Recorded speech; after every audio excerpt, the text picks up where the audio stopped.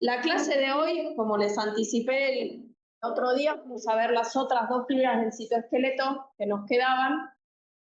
Vimos microfilamentos de actina, acá vamos a ver microtúbulos y filamentos intermedios.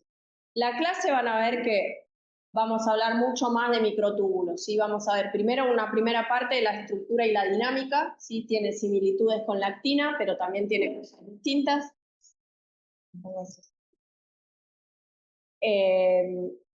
La segunda parte de proteínas que se asocian a los microtúbulos. Después, cómo es la disposición de los microtúbulos en estructuras celulares que se llaman cilios y flagelos.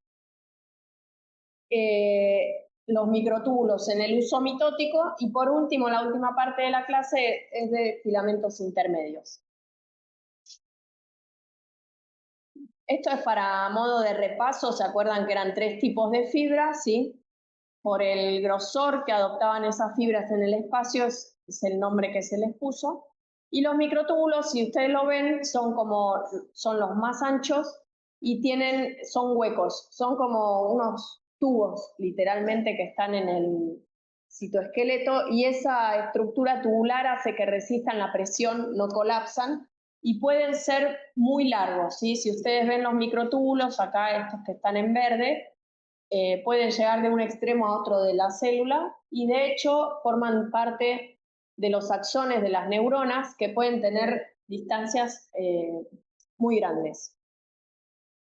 La estructura, acá a mí me gusta hacer un ejercicio que es, o sea, esto lo pueden leer de cualquier libro, a mí me gusta que lean de los libros, entonces esto se los dejo para que ustedes lo lean y describan la estructura. Así como yo les dije la de actina, ¿se acuerdan que les dije? Es un polímero de unos monómeros de actina. Bueno, ustedes tienen que ir al libro, a cualquiera de los dos, y buscar esto y describirlo. O sea, si yo les puedo tomar en el promocional o en el final cómo es la estructura de los microtúbulos, ¿sí? Entonces, ¿qué me dirían ustedes así? Mirando esta imagen, sin saber nada, ¿sí? Vamos a hacer el ejercicio de tratar de ustedes sacar la información de esta imagen, ¿sí? Porque es mucho más productivo y les queda mucho más, ¿sí? Bueno, ¿acá qué dice? ¿Cómo? Heterodímero de tubulina alfa y tubulina beta, o sea, los microtúbulos van a ser polímeros ¿de qué? De este dímero, ¿sí? Vemos que la tubulina beta está como en verde oscuro y la tubulina alfa en verde clarito. Estos dímeros se van asociando, acá vemos que se asociaron y forman un protofilamento, ¿sí? Y estos protofilamentos asociados lateralmente forman acá el túbulo este que vemos acá, ¿sí? ¿Cuántos protofilamentos forman este túbulo? Tendríamos que contar acá, ¿sí? Los esquemas de los libros siempre son muy precisos, si no van a poner una cantidad X, van a poner lo que es. Entonces contamos 1, 2, 3, 4, 5, 6, 7, 8, 9, 10, 11, 12, 13. ¿Sí? Entonces 13 protofilamentos forman el túbulo, ¿sí? Y acá ¿qué vemos? Acá esta imagen, ¿qué nos aporta? ¿Qué nos dice de la tubulina alfa y tubulina beta? ¿Llegan a ver? Claro, las dos tienen la capacidad de unirse a GTP y a GTP. Las dos se unen a GTP, pero el GTP de la tubulina alfa no se hidroliza nunca y el de la beta sí se puede hidrolizar. De hecho, ahora vamos a ver qué pasa cuando se hidroliza. Y esto, la conformación del microtúbulo tiene un espesor de 25 nanómetros. Y fíjense cómo se disponen, ¿sí? Lo podemos ver acá, lo podemos ver acá o acá. ¿Tiene polaridad estructural? ¿Por qué? A ver. Pero mirando esto, acá ves que está expuesto para este lado. Tubulina beta, ¿sí? Y hacia acá, ¿qué? La alfa, o sea, son distintos. Si yo miro un extremo y el otro, son distintos. Tiene polaridad estructural, aparte de que acá dice extremo más y extremo menos. Pero entonces vamos a ver que siempre hacia el extremo más va a estar expuesta la tubulina beta y hacia el extremo menos la tubulina alfa, ¿sí? Y estas son microfotografías electrónicas para que vean que esto no es un invento que alguien dijo, bueno, lo vamos a dibujar. Realmente se veían estas estructuras al microscopio electrónico.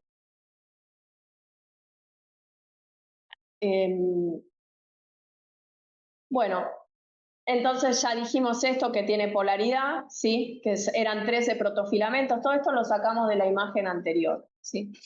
Y van a existir en la naturaleza estos microtúbulos como cingulete, o sea, el microtúbulo que vimos recién y que describimos con 13 protofilamentos, pero también existe, por ejemplo, en los cilios o cilias y flagelos, existe como doblete, ¿sí? Es un anillo entero, que es el anillo A, que tiene 13 protofilamentos, sumado a un anillo B, que tiene solamente 10, porque está acoplado al A, ¿sí?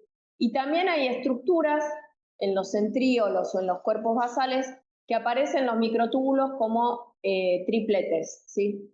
A, B y C. Tanto el B como el C tienen 10 protofilamentos. Fíjense esta estructura al microscopio electrónico, qué perfecto que se ve, ¿sí?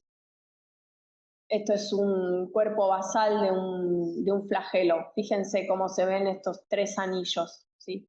Y acá se ve también el flagelo, este sería la parte del flagelo en sí, y este el cuerpo basal. En la célula podemos ver, o sea, cuando una célula está en interfase, si marcamos los microtúbulos, se ven así. ¿Ven? A partir del centrosoma se nuclean y salen los microtúbulos. ¿Por qué ocurre esto siempre a partir de un centrosoma? ¿Se acuerdan que la actina la podíamos ver distribuida en toda la célula? Casi por toda la superficie celular, de hecho estaba todo en el córtex. Acá fíjense cómo están estos microtúbulos, siempre a partir de un punto salen los microtúbulos, ¿sí? Ese punto a partir del cual salen, acá también se ve, acá hay una zona desde donde salen los microtúbulos y acá otra zona desde donde salen los microtúbulos. Esas regiones donde comienzan a proyectarse los microtúbulos se llaman centros organizadores de microtúbulos y existen en la célula porque, ¿se acuerdan las fases de la dinámica de la actina que vimos? ¿Cuáles eran las 3 fases?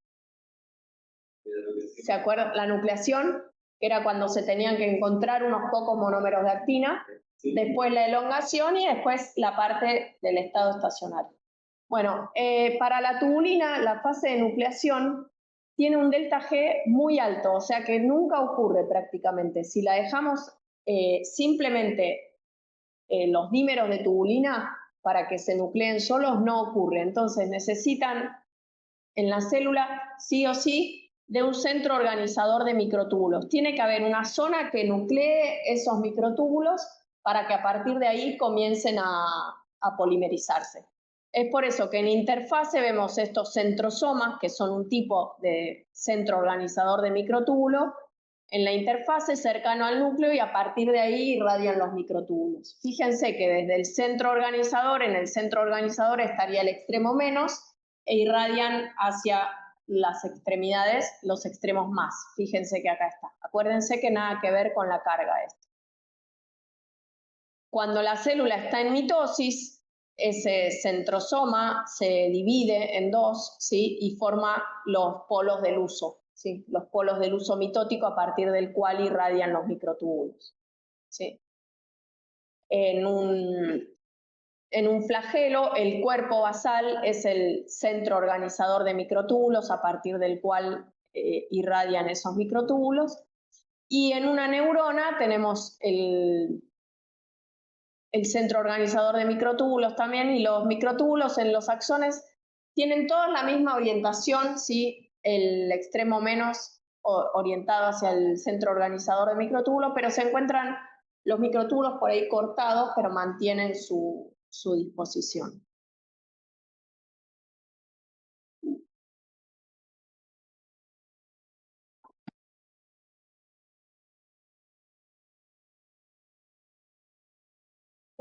Sí.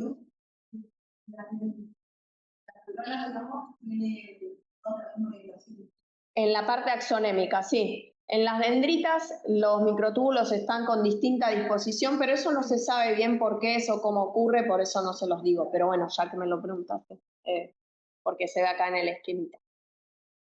Bueno, entonces quedó claro, siempre vamos a tener el extremo menos, pero en el extremo menos va a haber un centro organizador de microtúbulos que se necesita para formar esa nucleación como artificialmente, porque solo no se nuclea, no va a aparecer acá en el medio de la célula un microtúbulo que empiece a nuclearse, ¿sí? Vamos a ver la estructura del centrosoma, que es uno de los más conocidos centros organizadores de microtúbulos, ¿sí? El centrosoma está formado por dos centríolos, ¿sí? Uno es el centríolo madre, que tiene estas disposiciones laterales que se ven acá en azul, y el centríolo hijo. Y tiene una matriz pericentriolar, o sea, que rodea esos centríolos. Y en esa matriz pericentriolar hay unos complejos que se llaman complejo anular de la tubulina, que son estos puntitos en rojo que se ven, que es de donde efectivamente comienza a polimerizar el microtúbulo. Ahora vamos a ver por qué, ¿sí? Entonces, estos centríolos están compuestos por 9 tripletes de microtúbulos. ¿Se acuerdan que ya se los mostré antes cuando les mostré la estructura en triplete? 9 de estos tripletes orientados hacia en el espacio forman el centríolo, que forma parte del centrosoma, ¿sí? Entonces, si yo les pregunto cómo está formado un centrosoma, ustedes me van a decir, tiene el par de centríolos, el material pericentriolar y el complejo anular de la tubulina que se llama gamma turc, ¿sí? Gamma porque tiene una tubulina, vieron que hablamos de la alfa y la beta, es otra variante, se llama tubulina gamma y forma parte de este complejo.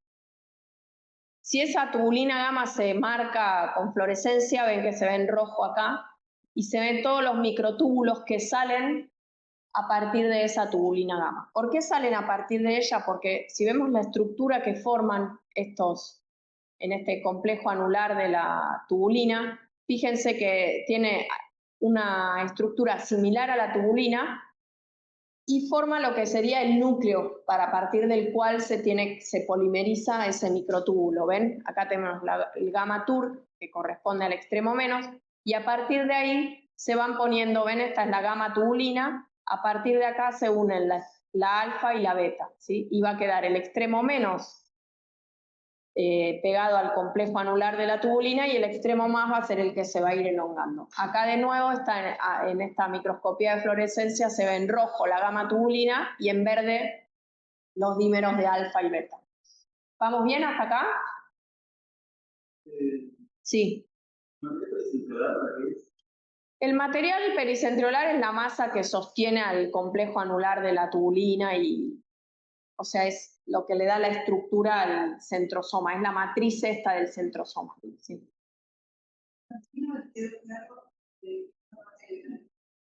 ¿Cuál? ¿Esta?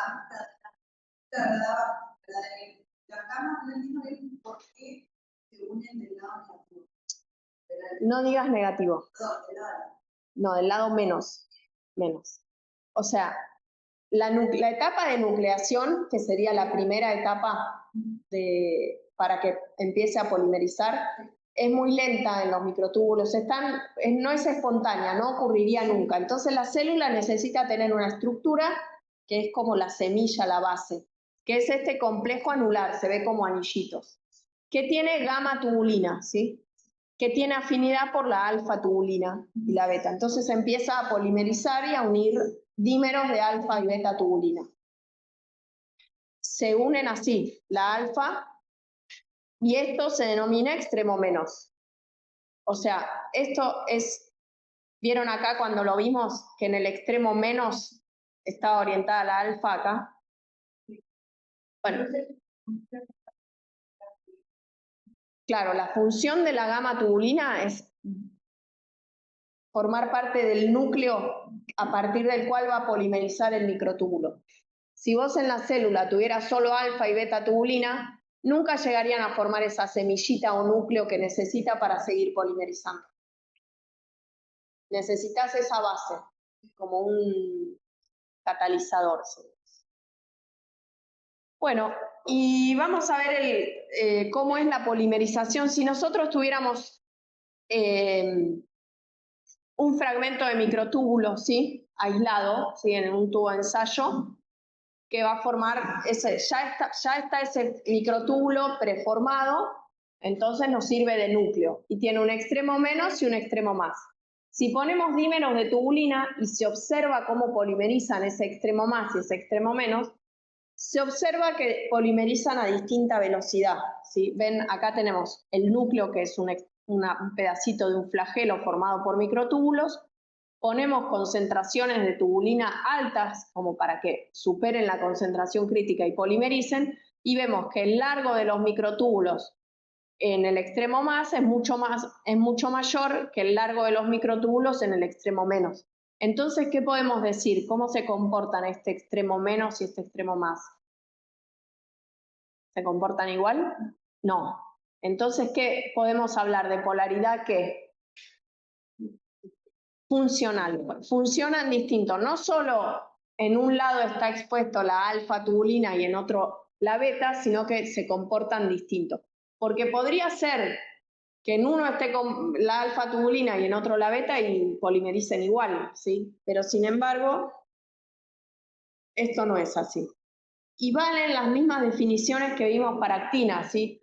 La concentración crítica es la concentración de tubulina alfa-beta por encima de la cual va a empezar a polimerizar. Si yo tengo un fragmento de flagelo en un tubo de ensayo y poquita concentración de tubulina, ese fragmento se va a despolimerizar. Cuando aumento la concentración de alfa y beta tubulina, va a superar en un momento la concentración crítica y va a polimerizar. Lo mismo pasaba con los microfilamentos, ¿sí? Si teníamos un fragmento de filamento y agregábamos actina de a poquito, iba a comenzar primero a polimerizar en el extremo más antes que en el menos, ¿sí? ¿Se acuerdan? Que si superaba la concentración crítica de los dos extremos, polimerizaba de los dos, si superaba uno pero no el otro, ¿cómo se llamaba eso? No, cuando uno polimeriza y del otro despolimeriza, que hacía como el recambio rotatorio. Sí. Bueno, lo que pasa acá en la célula con los microtúbulos es que en la práctica el extremo menos está ocupado por el complejo anular de la tubulina gamma, el gamma TURC. Entonces, por el extremo menos no ocurre polimerización y despolimerización porque está acá, está así, ¿sí? Nosotros podemos ver la polimerización y despolimerización de un extremo menos si lo hacemos en un tubo de ensayo y lo estudiamos en el microscopio. Pero en la célula, en la práctica, el extremo menos está unido al centro organizador de microtúbulos. Entonces, todo lo que vamos a hablar ahora de polimerización y despolimerización dentro de la célula, vamos a estar hablando del extremo más, simplemente. Bueno, entonces vamos a ver cómo es esta dinámica de los microtúbulos. Los microtúbulos, cuando se observan al microscopio electrónico, se pueden ver como esta estructura que está acá, ven que tiene un extremo romo, o sea, un extremo como cortado, prolijito, ¿sí? Esto que se ve acá. O se pueden ver como cuando baja la concentración de tubulina en el mismo tubo de ensayo y observamos los microtúbulos, se observan así, como con estas, como si los protofilamentos que formaban ese microtúbulo estuvieran doblándose y desensamblándose, que es exactamente lo que está ocurriendo, ¿sí? Cuando baja la concentración crítica de alfa-beta tubulina, se empiezan a desensamblar. Y cuando se agrega tubulina alfa-beta unida a GTP y comienza a polimerizar ese microtúbulo, se observa esta estructura ROM, ¿sí? Entonces, cuando se empieza a desensamblar, eso se llama catástrofe, ¿sí? Se le dio ese nombre, ¿sí? Y cuando se comienza a ensamblar, se llama rescate. Sin embargo, cuando se observan los microtúbulos en los experimentos, ¿sí?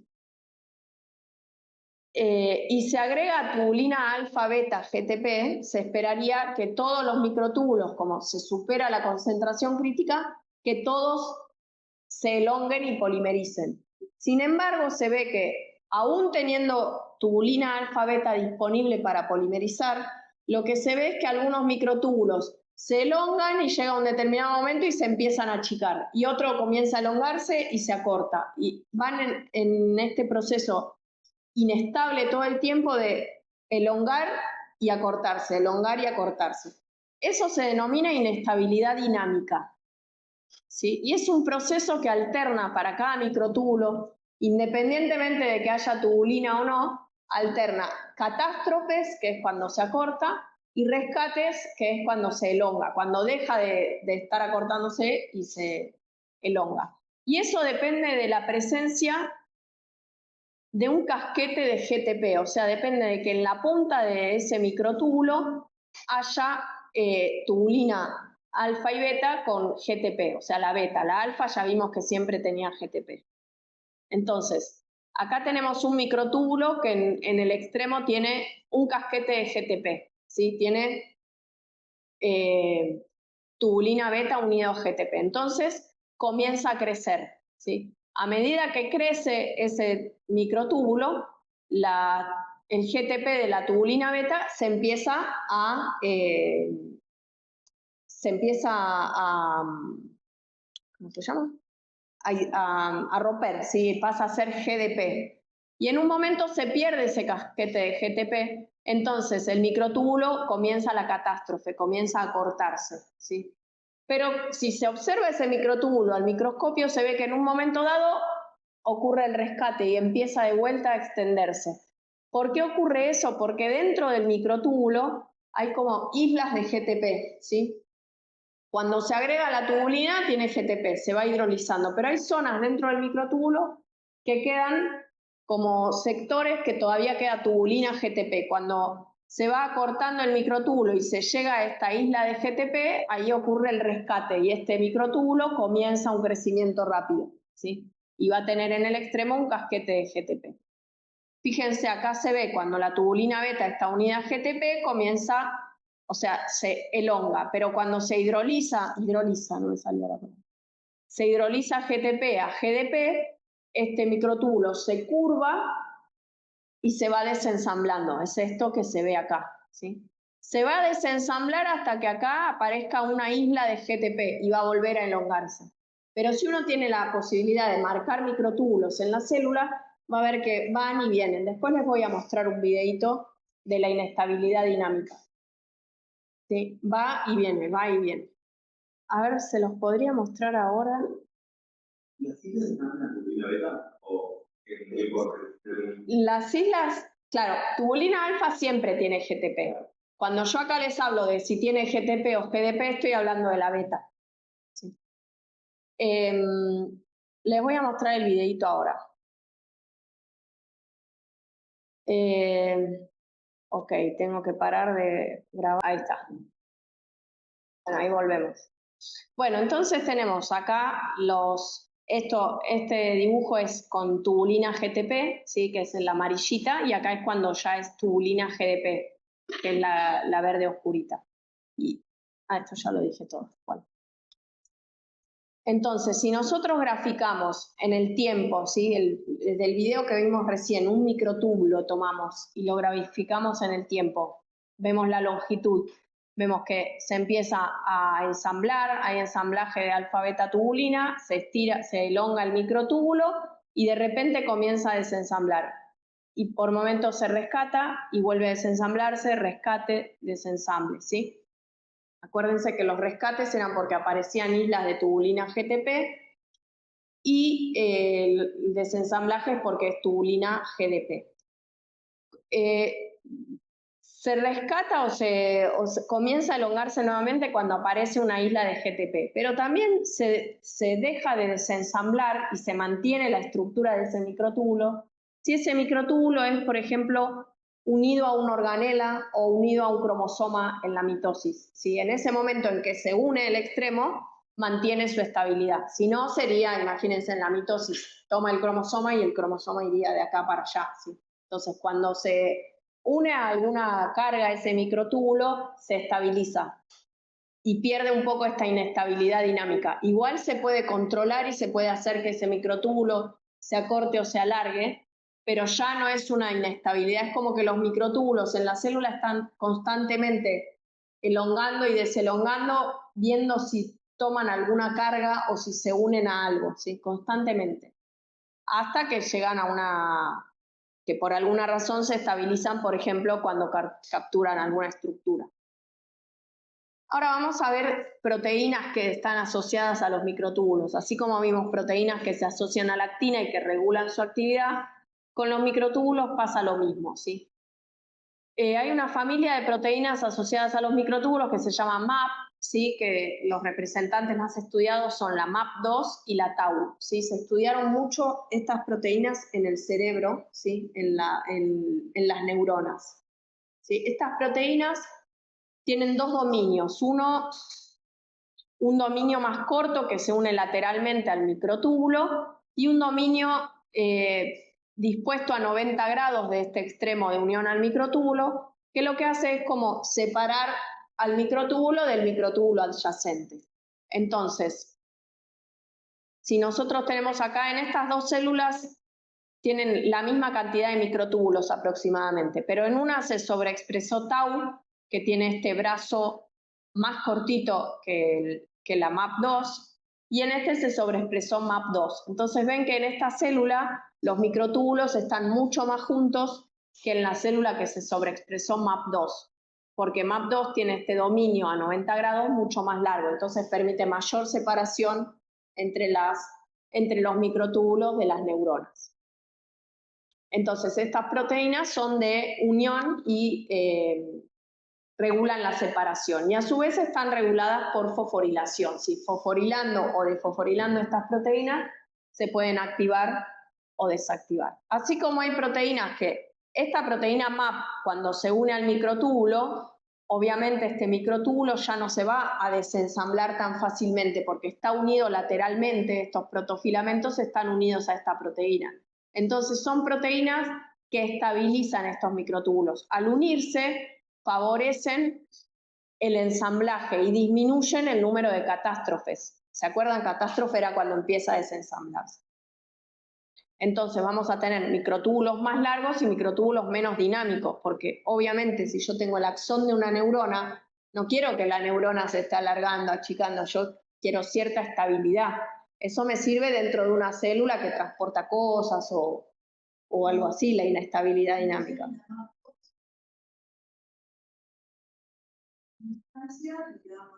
No, o sea, la distancia te muestra estructuralmente cómo estarían los microtúbulos en esa célula, pero tanto MAP2 como Tau, las dos dan estabilidad, porque se unen acá lateralmente e impiden las catástrofes.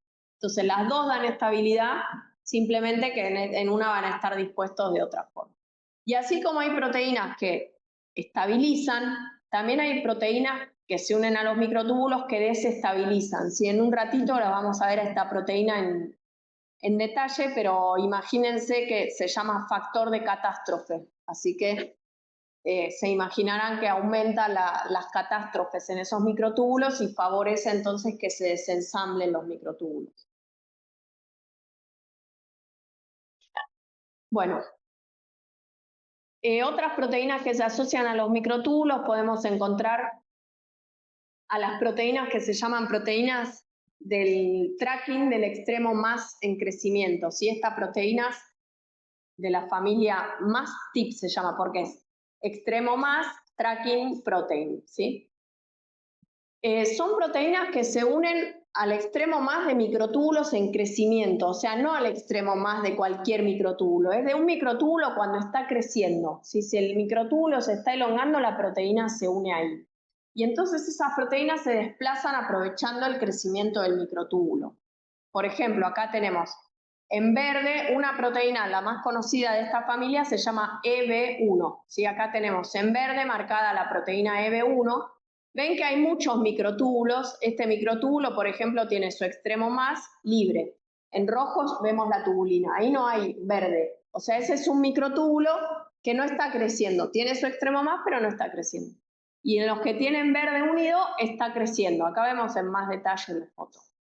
¿Sí? Entonces, viendo con microscopía de fluorescencia, podemos ver la dinámica, la inestabilidad dinámica marcada con esta proteína EB1. O sea, cuando se ve verde, quiere decir que esos microtúbulos están creciendo.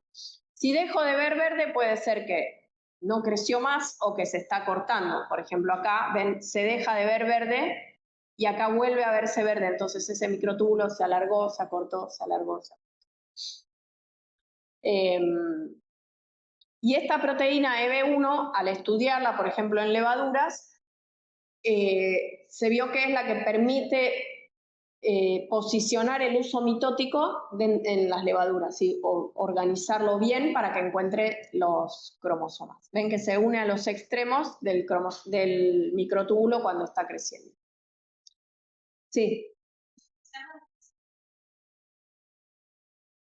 Sí, se las marca. Siempre las tenés que marcar. La proteína no se ve de por sí. Vos podés marcar de dos maneras. Una es fijando la célula, la fijás, permeabilizás y después, ya tuvieron el taller 3 de algo. Bueno, eso igual lo ven en el 4. Permeabilizás y la célula ya está muerta porque al fijarla la mataste y pones un anticuerpo o una molécula que se una fluorescentemente a una estructura. Pero la célula va a estar fija, no vas a ver movimiento. Todos los videos y cosas donde ven fluorescencia y movimiento se lograron con la técnica de ADN recombinante, que es expresar en esa célula que está viva, que produzca, por ejemplo, la proteína EB1 unida a GFP. Entonces vos siempre donde esté EB1 va a florecer, ¿sí? Entonces esas son como las dos formas grandes de ver fluorescencia en las células. Pero lo van a ver bien en el taller 4, mucho en detalle, y en el TP ven fluorescencia. Bueno, otras proteínas que se asocian a los microtúbulos son proteínas que se unen pero desestabilizan estos microtúbulos. Una es la cinesina 13. Vamos a ver que la cinesina o quinesina son una familia de proteínas que tienen, son proteínas motoras, pero justo la 13 no tiene función de proteína motora, sino que se une a la tubulina y favorece la catástrofe, el desensamblaje, ¿sí? Vemos acá. Hay otra proteína que se llama estamina o oncoproteína 18, porque se descubrió en varios cánceres, que tiene esta forma curva y lo que hace es unir los protofilamentos y favorecer el desensamblaje, ¿sí? Porque en muchos tipos de cánceres aumenta la división celular y desestabilizando los microtúbulos es como se logra que una célula se divida más. Entonces se permite mayor proliferación y también movimiento para la metástasis y demás.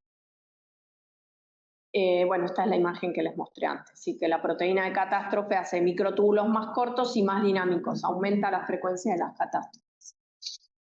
Bueno, como les dije recién, si al estudiarse los microtúbulos, que los microtúbulos son tan importantes en la división celular, surgieron fármacos o se estudiaron fármacos que modifican la actividad de estos microtúbulos. De los primeros que se usó fue la colchicina, ¿sí? Esta colchicina se usó, la deben haber escuchado nombrar, quizás, cuando hay dolor articular o sí, problemas en las ¿cómo se llaman? En las articulaciones, ya lo había dicho, que hay llegan muchos linfocitos en enfermedades inflamatorias. Una forma de tratarlo es con colchicina. La colchicina lo que hace es desestabilizar los microtúbulos porque se une a los dímeros de tubulina, entonces es como que baja la concentración de dímeros de tubulina efectiva, entonces los linfocitos no pueden duplicarse, no pueden migrar y no pueden llegar a la zona inflamatoria, entonces se usaba como antiinflamatorio, ¿sí? Después apareció como en quimioterapia, se intentaron usar se buscaron fármacos que modulen a los microtúbulos, porque si podemos evitar que las células se dividan, es una buena estrategia molecular para las enfermedades oncológicas.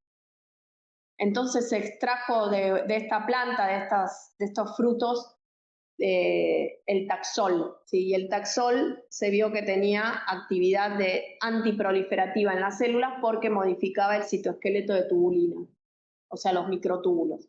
Y después químicamente, o sea, los farmacéuticos de hace varios años modificaron químicamente ese taxol para que fuera más efectivo, ¿sí? Y entonces, normalmente en un microtúbulo ocurre esto, ¿sí? Que es la despolimerización. Y lo que hace este taxol es impedir que se despolimericen los microtúbulos, que es muy importante para la división celular que se despolimericen. Ahora lo vamos a ver porque en la metafase los cromosomas se tienen que alejar y entonces esos microtúbulos que están unidos a los cromosomas se tienen que acortar. Entonces, si se impide que ocurra esto con derivados del taxol, no se va a dividir la célula. Y otra generación de fármacos son los derivados de la vinca, ¿sí? Como la vincristina y la vinblastina, ¿sí? El taxol daba estabilidad a los microtúbulos, ¿sí? Porque impedía la despolimerización, y los derivados de la vinca, al contrario, favorecen la polimerización. Pero ambos cumplen como el mismo objetivo. Otras proteínas de unión a los microtúbulos son las proteínas motoras, ¿sí? Que vamos a ver dos tipos de proteínas motoras, dos familias. ¿Se acuerdan la proteína motora de la actina? ¿Cuál era? ¿Cuál? La miosina, sí, la miosina que se movía sobre los microfilamentos. En el caso de los microtúbulos hay dos familias, las cinesinas o quinesinas, por el término en inglés, que se mueven hacia el extremo más, ¿sí? Que son estas, ¿sí? Son proteínas muy grandes que tienen dominios de cola, un tallo y dominios de cabeza, ¿sí? Y se enlazan, el tallo es una hélice, un enrollamiento helicoidal, ¿sí? Y se unen ATP y se pueden mover sobre el microtúbulo. Y la otra gran familia son las dineínas, que son proteínas, ya es un complejo macromolecular, son muchas proteínas unidas, o sea, es muy grande.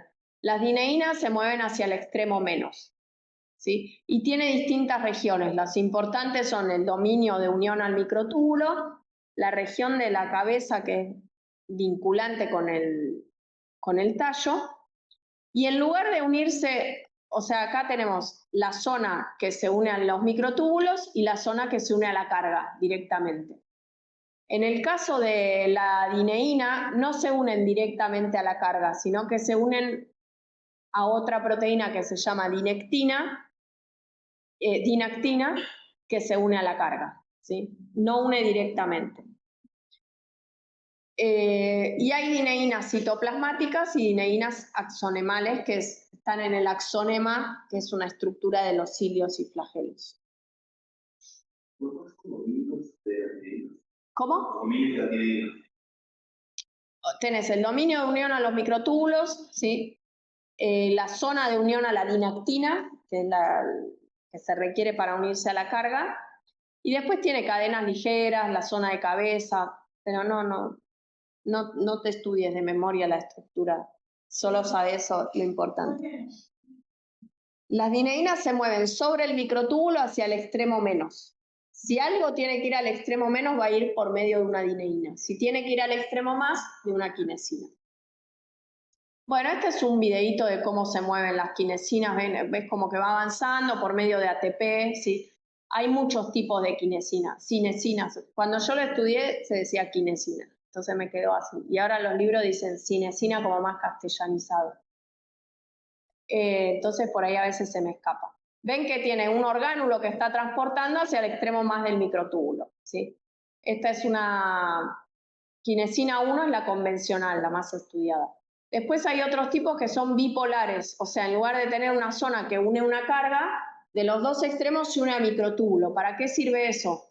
Cuando hay que traccionar microtúbulos, uno para un lado y otro para el otro, se une a una quinesina 5. Entonces, esta se va a ir para el extremo más, entonces este microtúbulo se va a mover para allá, y esta va a caminar para allá y el microtúbulo se va a mover para allá. Entonces, los dos microtúbulos que estaban así se van a desfasar. Eso ahora vamos a ver cuándo sirve. Y otras que son de la familia, están relacionadas, tienen la misma estructura aminoácidica, pero que no son motoras, sino que es este factor de catástrofe que vimos recién, que se une a los protofilamentos y desensambla.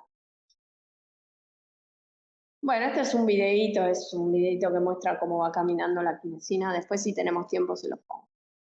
Esto les quería mostrar. Este es Ronald Bale, es el que descubrió las cinesinas en 1985, ¿sí? es como, ganó el premio Nobel, es como una estrella. Y hace un par de años fueron Lucila y Nicolás a un centro de microscopía en Estados Unidos. No sé si alguien tiene a Lucila de JTP. Bueno, a Nico lo vieron en el teórico y lo conocieron. Decían, o sea, trabajaba ahí tipo al lado, cerquita de ellos. Y bueno, le pidieron una foto. La pongo en el teórico. Es como... ¿Eh? Sí, sí, es como... Bueno. Bueno, les comenté que las dineínas no unen la carga directamente como acá vemos las quinesinas, ¿sí? Requieren otra estructura.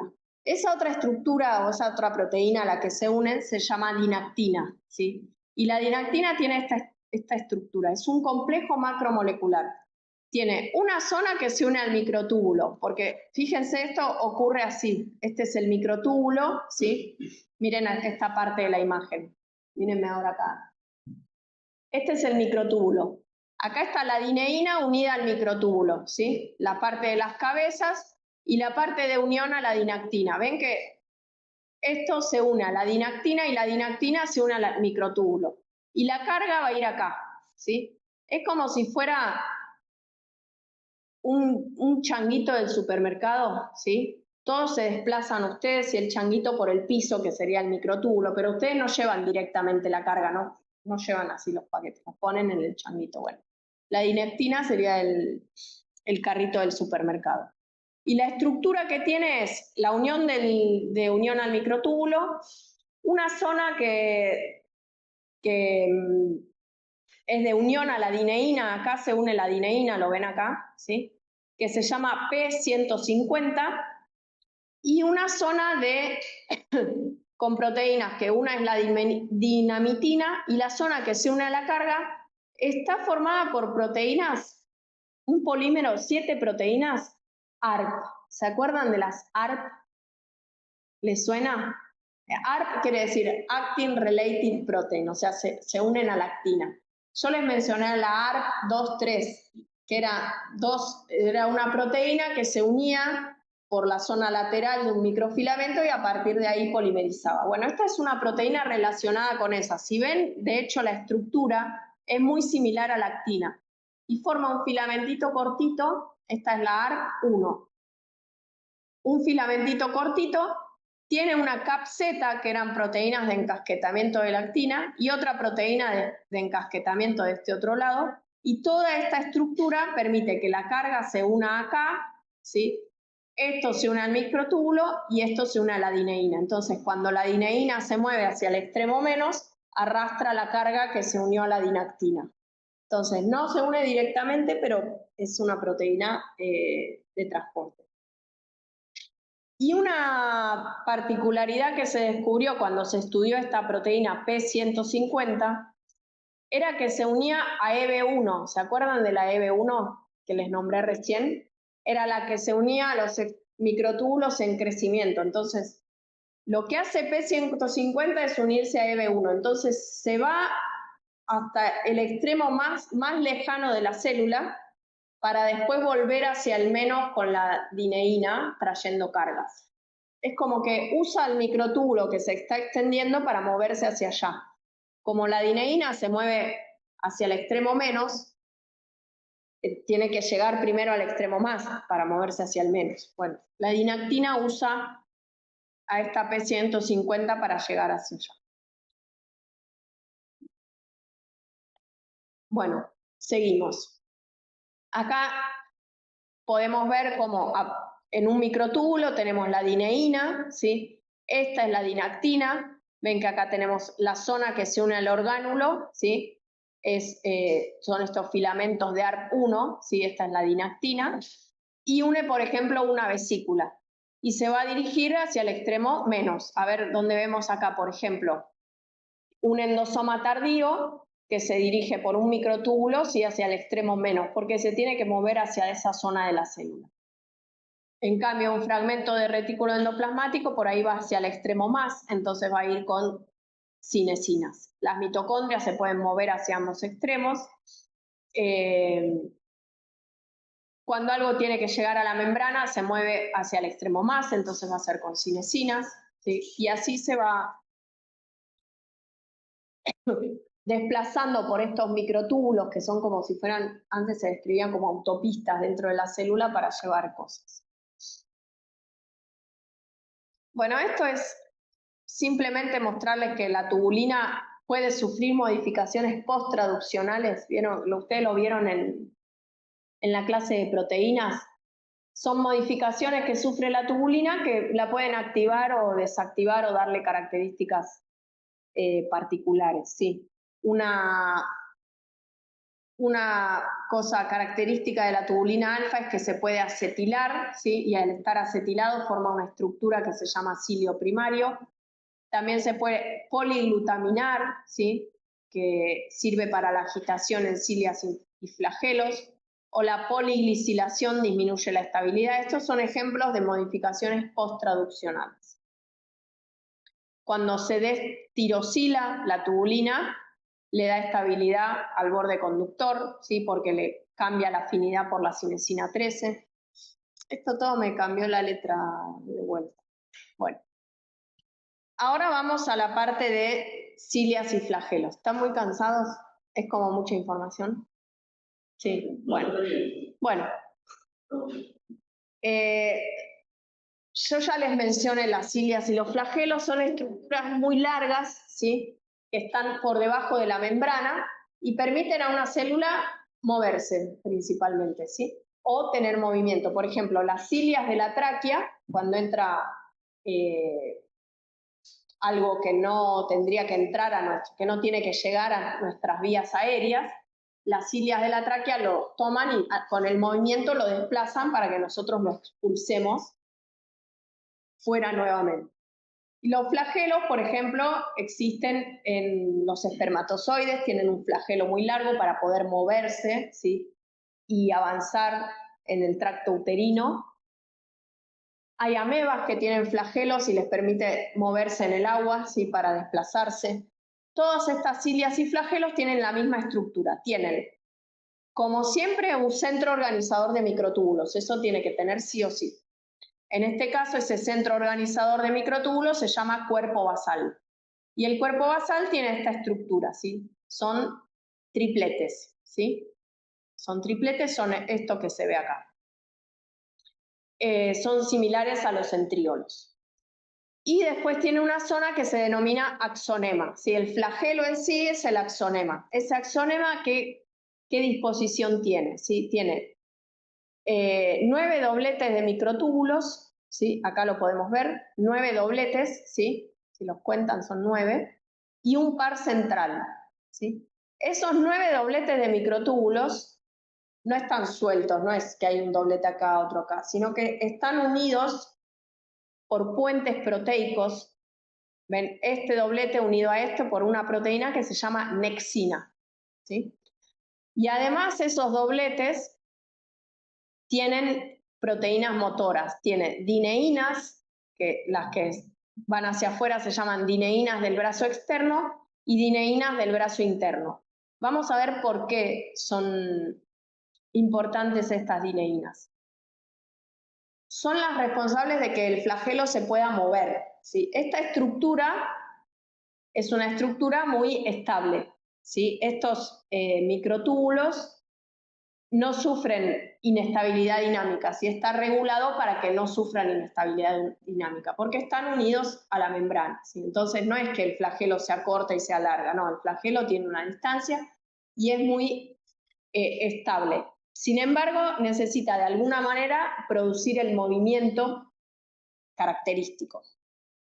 ¿Eso cómo se logra? Eso se logra gracias a esta proteína de unión, ¿sí? Que les mostré acá, ¿sí? Que se llama nexina. Si nosotros tuviéramos los 9, sí, acá tienen los dobletes, los dobletes, sí, los 9 dobletes. Si no los tuviéramos unidos y se activa la dineína, que está acá, si ven, esta dineína se apoya en el doblete siguiente, esta dineína se apoya en el que sigue. Entonces, si no tuviéramos la nexina, cuando la dineína se desplaza y se activa, la dineína ¿hacia dónde se movía? ¿Se acuerdan? Al menos, sí. Esta No es polo, no es negativo, si no tiene carga, si ponen polo negativo está mal, ¿sí? Al extremo menos. Sí. La dineína se desplaza hacia el extremo menos. ¿Qué va a pasar con este doblete de acá? Va a ir subiendo porque la dineína va como moviéndolo. Entonces se desfasaría un doblete del otro. Pero por la presencia de estas nexinas, eso no ocurre. Y lo que ocurre es que se provoca una torsión, porque acá, fíjense, estas dineínas que están acá ahora con presencia de nexina, se van a mover hacia el extremo menos, van a hacer fuerza y lo que van a hacer es doblar a ese axonema. Entonces se va a producir el movimiento. Si nosotros con una proteasa cortamos esta nexina, va a pasar esto que vemos acá. ¿Sí? La flexión, al moverse la dineína, lo que logra es flexionar esos microtúbulos y logramos este movimiento que se ve acá. Acá se marcó con una perlita, con una marquita con oro, una zona del axonema y se puede ver al flagelo de este espermatozoide cómo logra un movimiento, ¿ven? Es como si fuera un látigo, por el movimiento de las dineínas. Y acá tenemos los flagelos de una ameba y también vemos que al mover los flagelos se puede mover la ameba, pero ocurre así, con el desplazamiento de la dineína y con los puentes intermoleculares entre los dobletes. Si nosotros degradamos la nexina y ponemos ATP y todo lo que hace falta, fíjense cómo se desfasa un doblete del otro. Ven que se desfasaron ahí. Bueno, hasta acá cilias y flagelos. Ahora vamos a ver, esta es la última parte de microtúbulos y después vemos filamentos intermedios. Sí.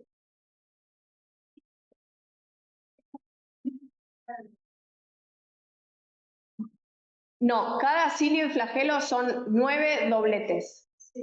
Sí. Okay, todo esto es el flagelo. Sí, fíjate, ves acá, esto es esto que está acá. Y lo que mostré yo recién, que la dineína camina sobre el otro, sería acá. Estos dos, te mostré estos dos, pero pasa en todos al mismo tiempo. No puse el puntero láser. ¿Está bien ahora? ¿Sí? O sea, esto que yo te estoy mostrando acá sería solo estos dos. Y después pasa en otro, en otro, en otro. Entonces, todas las dineínas al mismo tiempo se mueven hacia el extremo menos, como están unidas, se suelta y hace... Y el flagelo se mueve.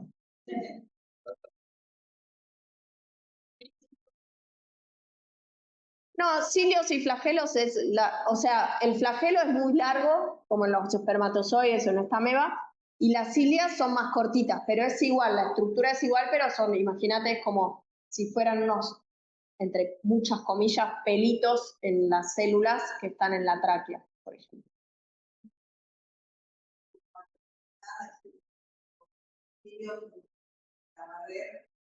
Claro. Y los flagelos son para moverse. Claro, el flagelo le permite a la célula que tiene el flagelo moverse. La célula puede nadar, de vuelta, comillas, ¿no? O sea, la célula se va a desplazar. En cambio, los cilios es una célula que forma parte de un epitelio en general, o siempre, células que están ahí estáticas, pero tienen en la zona apical estas cilias que dan movimiento para barrer cosas, que, chau, salí de acá, no entres acá, que no entre a la célula, ¿sí? El axonema es esta parte de la cilia y el flagelo, porque vos tenés todo esto, tenés el cuerpo basal, que es el centro organizador de microtúbulos, que tiene esta estructura de tripletes, ¿sí?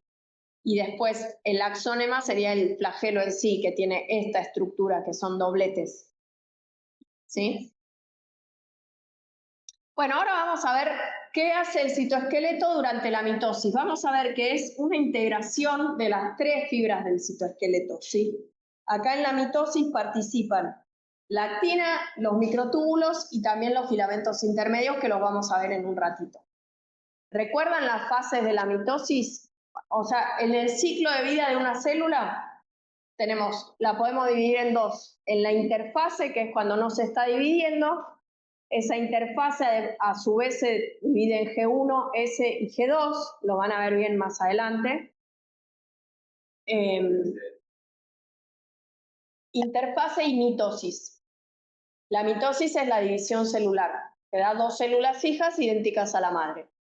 Esa mitosis la podemos dividir en etapas, ¿sí? En profase, prometafase, metafase, anafase, telofase y citocinesis, que es cuando se divide el citoplasma. Entonces, en la interfase se duplican los cromosomas, ¿sí? Y se duplican también los centrosomas. Ocurre esto, ¿sí? Acá tenemos G1, S y G2, que en la interfase se duplican los centrosomas, se duplica el ADN. ¿Sí? Y después vamos a entrar en la fase de división celular. En la profase se forman los ásteres mitóticos, ¿sí? Que es lo que va a dar lugar al uso mitótico. Como se duplicaron estos centrosomas, se van a ir dirigiendo a los polos, ¿sí? Después tenemos la prometafase, en la cual se degrada la envoltura nuclear, se capturan los microsomas, y luego en la metafase esos microsomas se alinean en el uso. ¿Sí? Todo esto lo van a estudiar ustedes como mitosis, ¿sí? En la mitosis, y acá vamos a ver qué pasa con el citoesqueleto en estas etapas, nada más. Si todo el resto lo estudian en otros teóricos. Entonces, bueno, después de la metafase tenemos la anafase, que es cuando se separan esas cromátidas hermanas, ¿sí? La anafase se puede dividir en dos. Por un lado, hay dos tipos de movimientos. En la anafase A, estas cromátidas hermanas se mueven hacia acá, ¿sí? Pero además estos centrosomas se están moviendo, se están separando entre sí en la célula, para lograr la separación completa en la telofase y luego la citocinesis, que es la división total. Entonces vamos a ver qué hace el citoesqueleto en cada una de estas etapas. ¿De esto tienen alguna duda? Es más como un repaso de algo que ya vieron, por eso lo pasé rápido. Para hablar de los microtúbulos en el uso mitótico, tenemos que tener claro que hay tres tipos de microtúbulos en el uso mitótico, ¿sí? Los microtúbulos astrales, o que forman parte del áster, que son estos, los que van del centrosoma hacia la periferia, ¿sí? Los microtúbulos cinetocóricos, que son los que se van a unir a los cromosomas, como se unen a la zona del cromosoma que se llama cinetocoro, los microtúbulos se llaman cinetocóricos. Y los microtúbulos polares, ¿sí? Que son estos que van casi de un polo a otro, este de acá, por ejemplo, ¿sí? Que no se unen a los cromosomas. Entonces, ¿qué ocurre en la profase? En la profase los ásteres, o sea, los centrosomas empiezan a separar, ¿sí? Y acá participa la cinesina 5. ¿Se acuerdan que yo les había dicho que era una cinesina bipolar que se dirige esta zona hacia el extremo más y esta de acá también al extremo más? Entonces lo que hacen en sí es separar a esos microtúbulos, ¿sí? Entonces estos microtúbulos acá que se están como interdigitados se van a ir separando y favorece la cinesina 5 el alejamiento de los ásteres.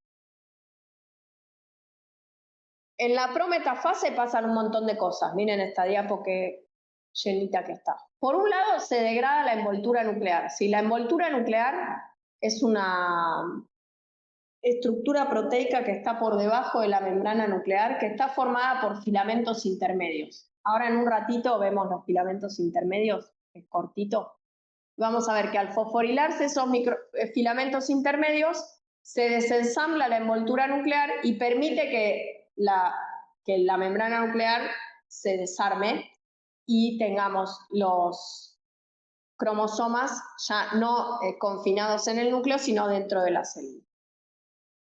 Por otro lado, ¿qué ocurre? Se capturan los cromosomas por los microtúbulos, ¿sí? Los microtúbulos capturan esos cromosomas y van a llegar a la estructura de cromosomas biorientados, que es cuando los cromosomas están unidos a dos microtúbulos, uno que lo va a traccionar para un lado y otro que lo va a traccionar para el otro, para llegar a la etapa siguiente, que es la metafase, que es cuando están alineados en el medio de la célula.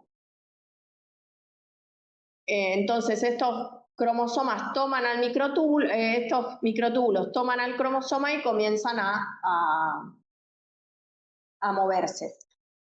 ¿Cómo ocurre esto? Cuando el microtúbulo se une a la zona que se llama placa cinetocórica, así que si vemos acá tiene una parte que es cinetocoro externo y otra cinetocoro interno, y luego está el ADN cromosómico, ¿sí? Entonces el microtúbulo, en esta inestabilidad dinámica que yo les había mostrado y les mostré el video que se estira, en un momento uno de esos microtúbulos va a hacer contacto con la placa cinetocórica y se va a estabilizar. ¿Se acuerdan que yo les había dicho que esa inestabilidad dinámica paraba cuando se unía, por ejemplo, a una estructura o a un orgánulo? Entonces se va a unir. Otro microtúbulo se va a unir del otro lado y ahí el cromosoma va a estar unido a dos microtúbulos, ¿sí? Por ambos lados. Y va a tener que empezar a moverse para llegar al medio, ¿sí? Para moverse van a participar estas proteínas. Supongan que este cromosoma que está acá esquematizado es este que está acá, ¿sí?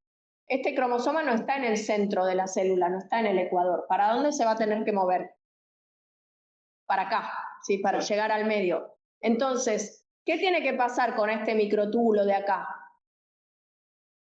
Se tiene que alargar o acortar. Alargar, porque tiene que llegar para ahí. Entonces, si miramos acá, ¿qué pasa con este microtúbulo? Fíjense todos los factores que van a ayudar.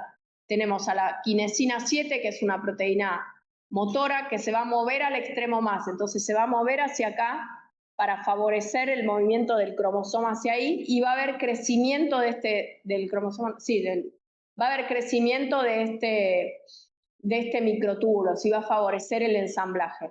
Por otro lado, la dinactina, fíjense a quién está unido. A la placa cinetocórica y unida al microtúbulo. ¿Sí? Está ahí para cuando haya que ajustar si ese cromosoma tiene que avanzar o retroceder. ¿Sí? Y esta parte del microtúbulo, ¿qué tiene que hacer? O sea, este microtúbulo, ¿qué tiene que hacer? ¿Alargarse o acortarse? Acortarse. Entonces acá vamos a ver gran presencia de cinesina 13, que era el factor de catástrofe, ¿se acuerdan? Porque acá no tiene que haber crecimiento como de este lado, acá tiene que haber acortamiento. Entonces la cinesina 13 se une a la placa cinetocórica, favorece el acortamiento y la dineína se va a dirigir al extremo menos y va a ir trayendo, ¿sí? Esta dineína va a estar activa, esta va a estar inactiva en este momento porque tiene que ir para allá, este cromosoma para acá. Entonces se va a ir desplazando y va a ir también traccionando a la dineína, al cromosoma. Y fíjense que acá participa otra, la cinesina 4, ¿sí? Esta cinesina que permite, aparte de movernos con estos dos microtúbulos, va a ir traccionando en otro microtúbulo, por ejemplo, este de acá, ¿sí? O este cromosoma puede unirse a este microtúbulo para ir desplazándose sobre ese microtúbulo, ayudándose de la cinesina 4 y llegar al centro del uso. Si esto va a lograr el movimiento cromosómico. Fíjense acá dice fuerza proveniente de la dineína que va hacia el extremo menos y la despolimerización del microtúbulo, ¿sí? Por cinesina 13. Es esta que está acá, que es bipolar y va a unirse por un lado al cromosoma y por otro a otro microtúbulo que esté por arriba, por ejemplo acá, ¿ves? Este que está acá. Entonces le va a permitir como caminar apoyándose en otro microtúbulo para favorecer el desplazamiento.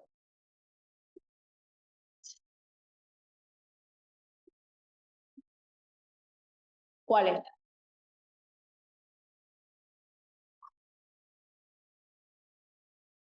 Sí, la 7 y también a la placa. Sí, la 13 también acá se une a la placa y a los microtúbulos, ¿ves acá?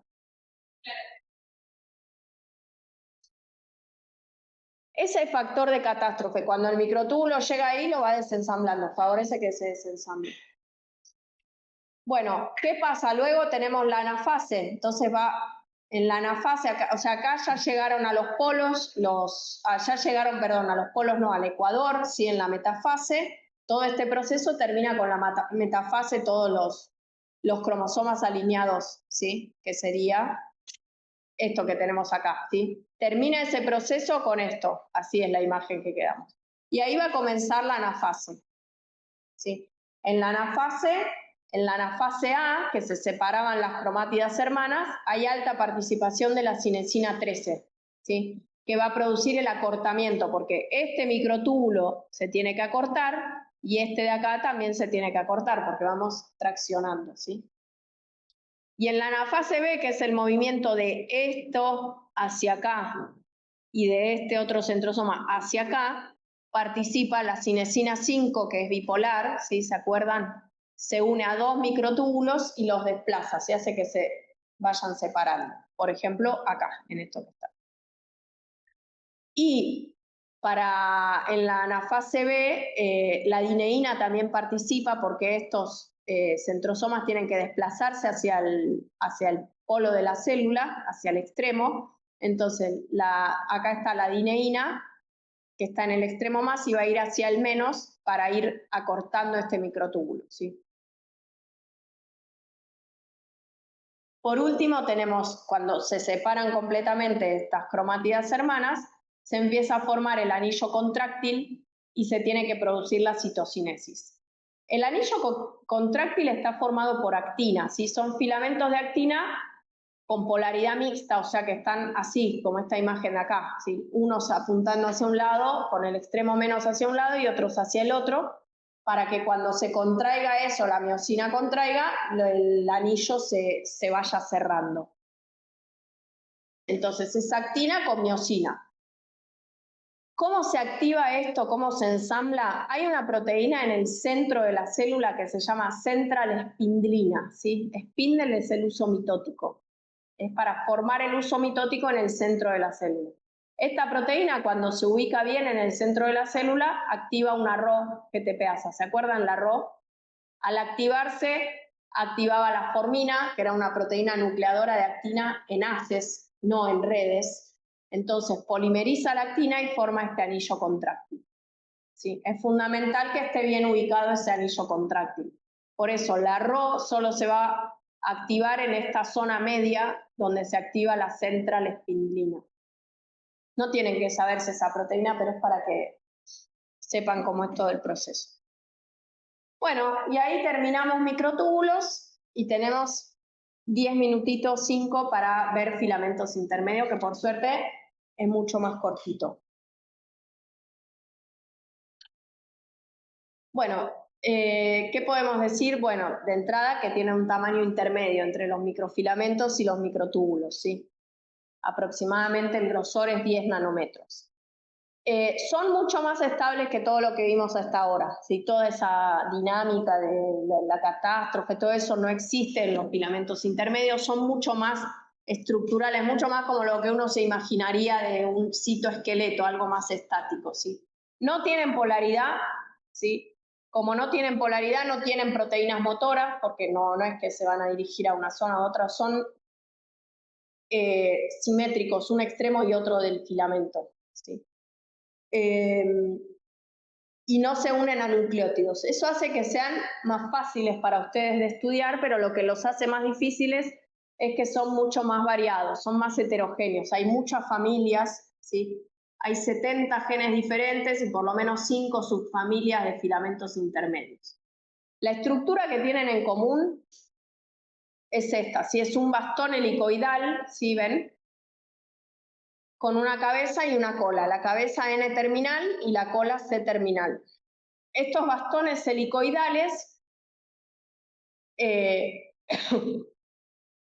bueno, tienen esta zona de cabeza y cola característica de cada familia, ¿sí? Estos bastones helicoidales se agrupan en tetrámeros, ¿sí? Desplazados uno de otro y también de manera antiparalela. Fíjense que acá si nosotros miramos este bastón, ¿tiene polaridad? ¿Este extremo es distinto a este? ¿Este extremo es distinto a este? Bueno, uno es N-terminal y otro C-terminal. Sí, eso sería distinto. Pero al unirse unos con otros se pone uno C-terminal y el otro de manera antiparalela, sí. Donde estaba el C-terminal pone el N-terminal. Entonces hace que este extremo y este extremo ahora pasen a ser exactamente iguales. Los dos tienen C terminal y N terminal. Entonces eso hace que no sean polares. Después estos tetrámeros se unen uno al lado del otro formando estos protofilamentos y formando estas protofibrillas, y estas protofibrillas se unen nuevamente en hélices formando el filamento intermedio. Acá tenemos esta es del Lodish, esto es del Albert. Fíjense, acá tenemos el alfa hélice, un monómero, forma el dímero con el extremo amino y el carboxilo, que sería esto de acá. Estos dímeros forman el tetrámero, de acá de forma opuesta se unen el amino con el carboxilo, y luego lateralmente. Esto hace que ambos extremos sean iguales, ¿sí? Porque al ponerse uno de manera opuesta al otro, tenemos los mismos extremos. Entonces, estos microfilamentos intermedios no tienen polaridad. Dijimos que hay por lo menos 5 subfamilias, sí, porque siempre se puede descubrir otra. Sí, las familias son, la 1 y la 2 son queratinas, que hay queratinas ácidas y básicas. Estos filamentos intermedios se expresan en las células epiteliales, y le da fuerza e integridad al tejido. Ustedes van a ver con Cecilia, cuando vean las uniones entre células, van a ver que entre célula y célula se forman unas uniones que se llaman desmosomas, que se anclan a los filamentos intermedios, y entre célula y matriz, hemidesmosomas, que unen la célula a la matriz extracelular. La familia número 3 es la formada por desmina, bimentina, se expresa en células de la glía, en las células musculares, ¿sí? Y le dan estructura. Por ejemplo, la desmina en el músculo esquelético rodea todos los discos Z de los sarcómeros. También tenemos neurofilamentos que se encuentran en los axones para darle estabilidad y fuerza, resistencia a esos axones que son muy largos. Y la quinta familia es la de las láminas, ¿sí? Que son láminas A, B y C, que son las que permiten la estructura y la organización de la envoltura nuclear y permiten que ese núcleo tenga una forma que sea resistente. Estas son las láminas que se desensamblan cuando se fosforilan, cuando va a comenzar la mitosis. Sí, todos dan estructura y integridad, sí. La 1 y la 2 también, la de la piel también, sí, sí.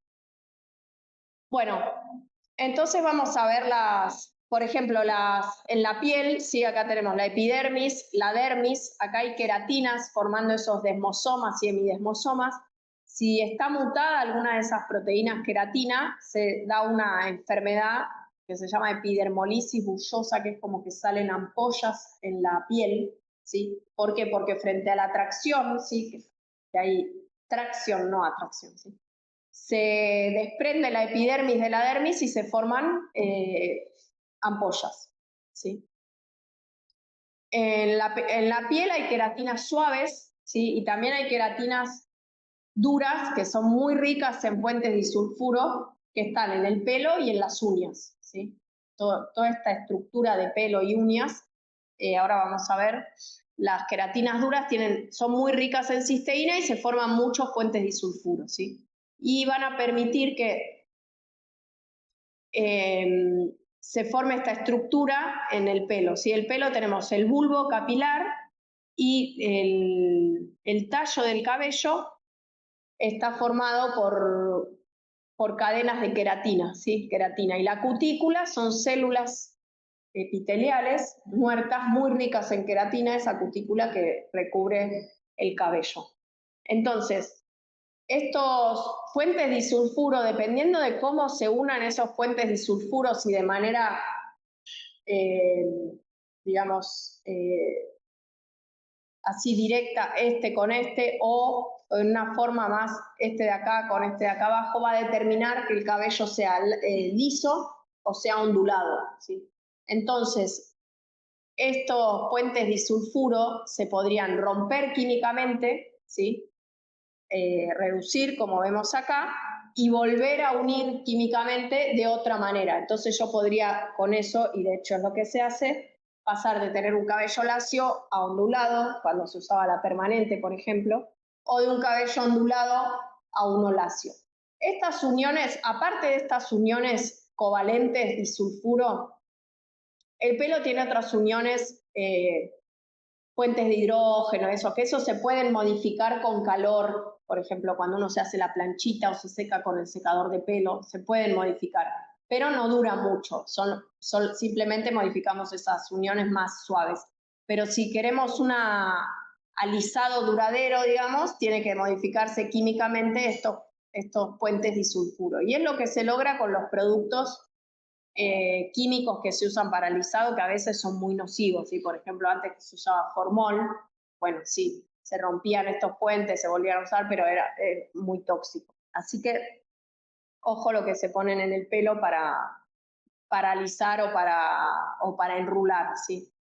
Y después acá les quería traer, por ejemplo, un ejemplo, shampoo con queratina. No hay manera de que la queratina que nosotros nos ponemos con un shampoo entre acá, ¿sí? Se una, se ensamble, ¿sí? Eso simplemente da un alisado porque hidrata el pelo, lo que sea, pero no es que la queratina que hay ahí, si es que hay,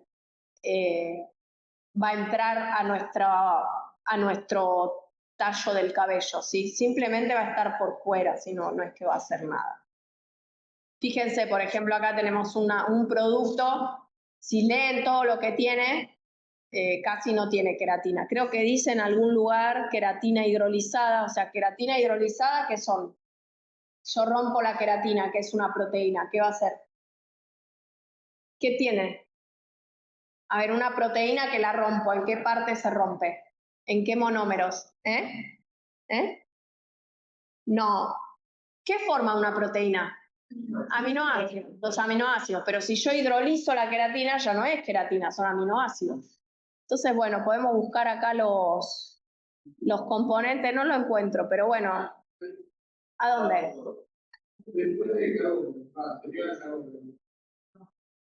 Acá, queratina hidrolizada. Además saben que los ingredientes están por orden de cantidad, entonces tiene un montón de agua, un montón de detergente, sodium lauryl sulfato es un detergente, diestearato, otro, no sé qué de coco, de coca, dimeticona, fragancia, bla, bla, bla, y un poquito de queratina hidrolizada. Aparte, si está hidrolizada, ya no es queratina.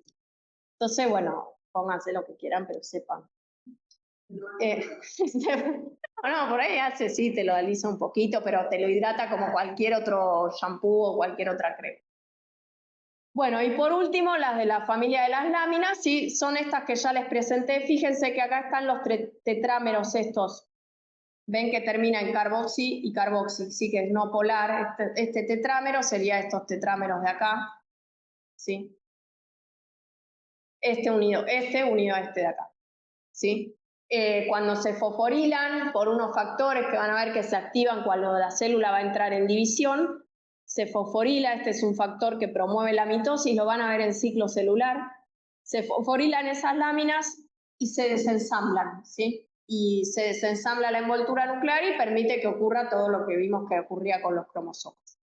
Bueno, y este es un cuadrito final que está en el libro, que lo van a ver también en el taller, que les compara, no, a propósito, les compara, ¿sí? Si son dinámicos, si no son dinámicos, si tiene polaridad, no, si tiene proteínas motoras o no, etc. Bueno, si tienen dudas, me quieren preguntar algo, y si no, ya estamos. Voy a dejar de